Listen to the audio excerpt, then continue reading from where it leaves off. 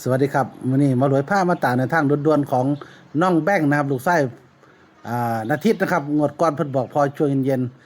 ๆ776พี่น้องเอ้ยเลขออก677นะครับ3ตัวแตกงวดนี้เพิ่นฝันว่าผู้เฒ่ามาบอก3ครั้งซ้อนครับเลขตัวเดียวหางเดียวว่าเอางวดนี้สิเอางวดใดพี่น้องรอไปติดตามกันด่วนๆเลยครับ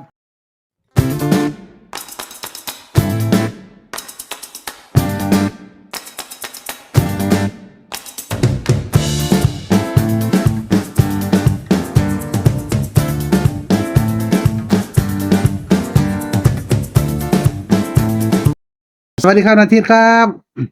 ครับสวัสดีครับเอฟซีแฟนช่องหมอรวยทุกคนนะครับเนาะวันนี้มาตามลูกไส้นาทิตเนาะน้องแบ้งเนาะครับผมแมนครับ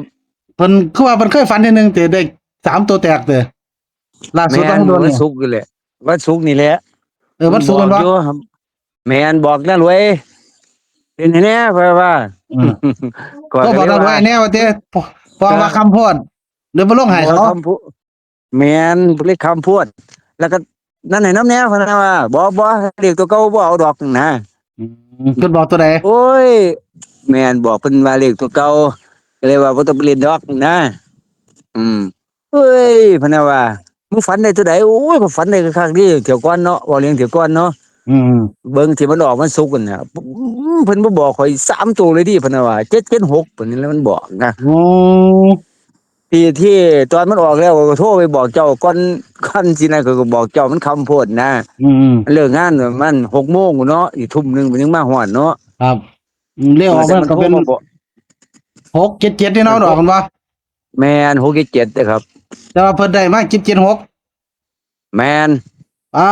ฝันแม่นนะเถอะ776มันค่อนข้างสิฝันแม่นอยู่ดิโดนเพิ่นนี่จอบบ่นำเลขไทยมันถ้ามาจอบถ้าเลขไทยนี่เพิ่นก็สิค่อนข้างแม่นอยู่ ใช่ก็แม่นลาวก็แม่นตัว3ตัวแตกมันแม่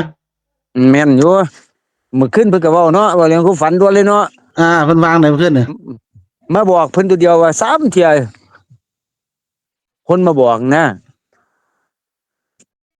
คนมาบอกเพิ่นว่า15ตัวเดียวแหม3เที่ยไม่พอเพิ่นน่ะตื่นขึ้นมาแต่ดึกเลยอืมบอกต่อมาเอาสุบอกนะรวยใส่ก็บอกเอาเลยลงซองให้แน่ว่าเด้แม่นบอกนะรวยลงซองกันเด้อ10ตัวเดียวคอลอนเลยเพิ่นแนวว่า15ตัวเดียวขอหลอดเลย แม่น15ตัวเดียวเลยป๊าดบอก3เที่ยซ้อนวันศุกร์มันเขา3ตัวแตกเอาบ่เอางวดเดียวบ่ได้พี่น้อง FC เอ้ยเนาะแต่ว่าบ่ได้ยินเสียงน้องแบงค์เนาะเพราะว่าน้องแบงค์ท่านเลิกงานเนาะเพิ่นเป็นงานครับกับป๊าดฟันว่าแม่นแท้น้องแบงค์ไหมโอ้แม่นทักเด้อเนาะเจ้าก็เห็นเพิ่นฝันอยู่ตัวแม่นเคยเห็นอยู่แต่ว่าบ่เคยบ่เคยได้เลขกับเพิ่นนะเพิ่นบ่ค่อยอยากบอกเฮาไงแม่นเพิ่นบ่บอกดอกเพิ่นเป็นคนขี้อายนำแต่มื้อเช้านี่เพิ่นเว้าแต่เช้าอยู่ก่อนไปเฮ็ดงานนะพ่อลองมือได้พ่อพะนะว่าโอ้ฝันได้ตัวเดียวเลยเพิ่นมาบอก3เที่ย4เที่ยวมาขึ้นนะว่าอันน้องแบงค์เนาะ